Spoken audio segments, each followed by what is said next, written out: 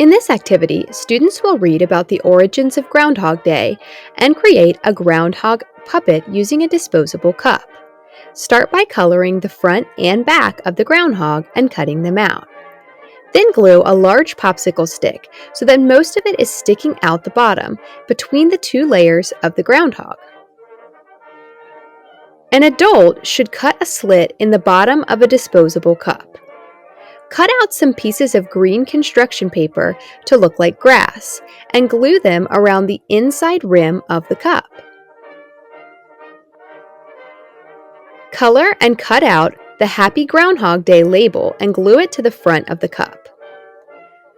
Finally, just place your groundhog through the hole in the bottom of your cup.